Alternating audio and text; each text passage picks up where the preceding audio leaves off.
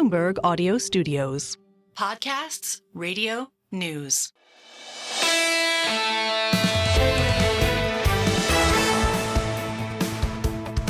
Single best idea, and we'll make it quick today. Inflation data tomorrow, sort of as we're sliding into the end of the year. And one of the things we're sliding into are those dreaded outlooks forward from everyone.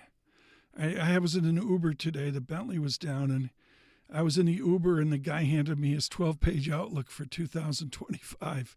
Who doesn't have an outlook for 2025? Some of them, you hope, are based on some actual evidence and serious forecasting about what is to come. Cam Dawson with New Edge Wealth, her foundation, her optimism is based on earnings growth.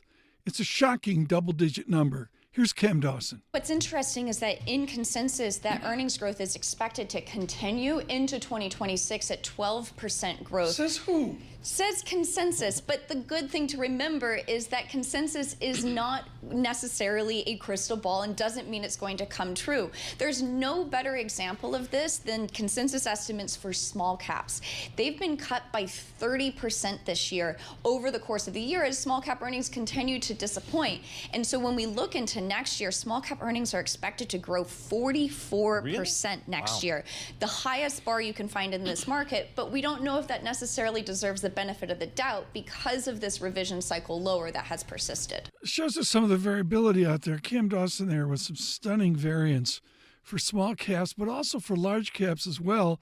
I'll just simply say, looking back 18 months in this great bull market, it's just real simple. There's been a complete underestimation of America's nominal and real economic growth and the margin persistency that we saw under corporate earnings. Time will tell. On the Eastern Mediterranean, we spoke with Mick Mulroy. He's a former Assistant Secretary of Defense with 2 tours of duty. One was Secretary Mattis. And, you know, a real expert here on what we're going to see. We had a piercing discussion on the collapse of Syria, the future of the Levant.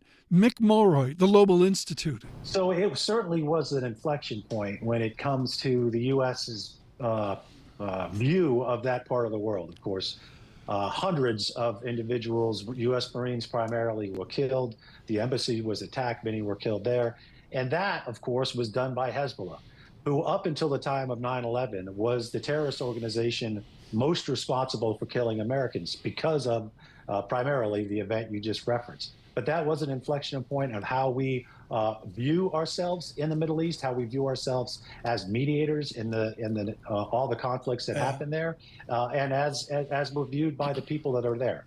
So I think that is a very important point and part of history. On a time back to a morning when we woke up in America with President Reagan to changing and horrific death in Lebanon. It continues to haunt us forward on this topic as we look into 2025. We've got a whole set of guests lined up around crushingly busy schedules. Just as one example, Julie Norman of the University College London scheduled to join us, many, many others as well. On your commute across the nation, Apple CarPlay, Android Auto, Sirius XM Channel 121, far more importantly, building out YouTube. It's our big goal for 2025. You get people to subscribe to Bloomberg Podcasts and listen to us each and every morning. Also out on YouTube podcasts, Single Best Idea.